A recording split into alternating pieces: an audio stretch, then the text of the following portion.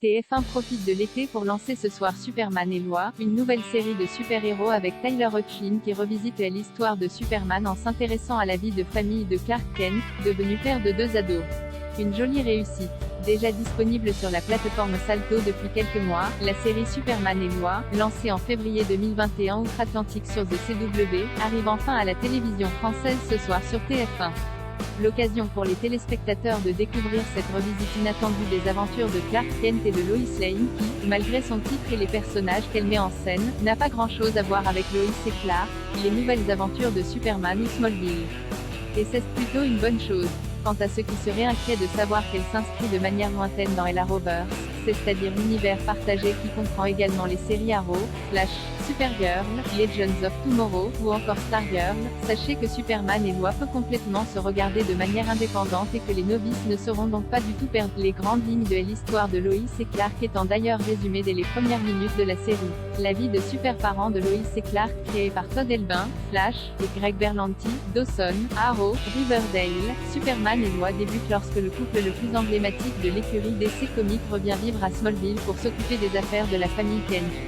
Désormais mariés et heureux parents de 2 adolescents de 14 ans, Lois, Elizabeth Tulloch, et Clark, Tyler Hoechlin, vont devoir jongler entre l'éducation de leurs 2 garçons, leur nouvelle vie loin de Métropolis, la préservation du secret de Clark, et la protection de la population, et du monde tout entier, lorsque de nouveaux ennemis plus redoutables que jamais vont faire leur apparition et menacer la survie de tous.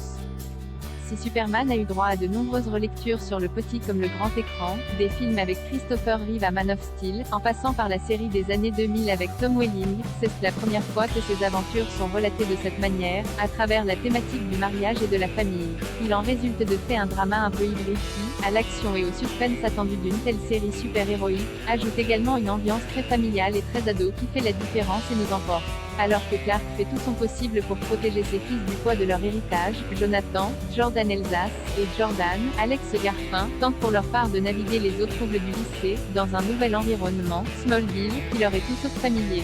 Tandis que Luna a du mal à accepter de vivre loin de sa petite amie restée à Metropolis, l'autre tombe sous le charme de Sarah, Navarrete, la fille de Lana Lang, et au milieu de ces problématiques adolescentes qui font du bien dans Arrowverse, la question des pouvoirs que Clark a semble-t-il légué à seulement l'une de ses fils vient encore un peu plus tout compliquer. Une série plus sombre et visuellement impressionnante si Arrow et Flash étaient par le passé cantonnés à une diffusion à 23h sur TF1, voire plus tard encore, Superman et Lois a les honneurs d'une diffusion estivale en prime time. Un choix qui peut paraître surprenant, à l'heure où les séries américaines ont un peu moins la cote chez nous, mais qui s'explique certainement par la volonté de la chaîne de surfer sur la popularité actuelle des super-héros, qui passe notamment par le phénomène Marvel dans les salles obscures. En outre, Superman et Lois possèdent de vraies qualités scénaristiques et esthétiques qui la démarquent du lot des séries de la CW et justifient totalement le traitement que lui offre TF1. Contrairement à Legends of Tomorrow et à bon nombre de fictions américaines de Network, la série déploie des effets spéciaux assez impressionnants et une réalisation hyper soigné et léché, qui rapproche Superman et Lois des meilleures superproductions. Autre bon point, le Clark Kent de Tyler Hoechlin, très bon dans le rôle, est moins lisse que dans les autres versions de Superman, même si le personnage conserve son côté propre sur lui. En effet, lorsque débute la série, Clark vient de perdre son travail et se démène comme il peut pour être un bon père. Et pour créer du lien avec ses fils qui n'ont pas grand-chose à faire de lui. Très actuel, et assez sombre, dans les thématiques qu'elle aborde, Superman et Lois se veut le reflet d'une Amérique confrontée à la crise et, entre 2 combats entre Clark et ses adversaires, les questions du chômage et de la galère deviennent presque centrales au sein de la première saison. Bien sûr, les 15 épisodes de cette saison 1 jouissent également d'une mythologie fournie qui ravira les fans de science-fiction et de récits super-héroïques, et vous promet bon nombre de twists et de révélations savoureux.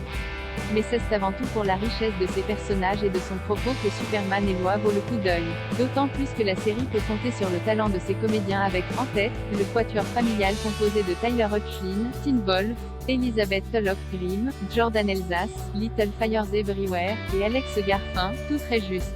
Mais aussi Dylan Walsh, Nip Tuck, dans le rôle du général Sam Lane, Bolé Parks, Vampire Diaries. Navarrete, 13 Reasons Why, ou encore Emmanuel Shriki, Entourage, en Lana Lang très attaché à la communauté de Smallville et à son amitié passée avec Clark. Superman et Lois est diffusé au rythme de 3 épisodes par semaine sur TF1 chaque mardi dès le 12 juillet. Tandis que les 2 premières saisons sont disponibles sur Salto.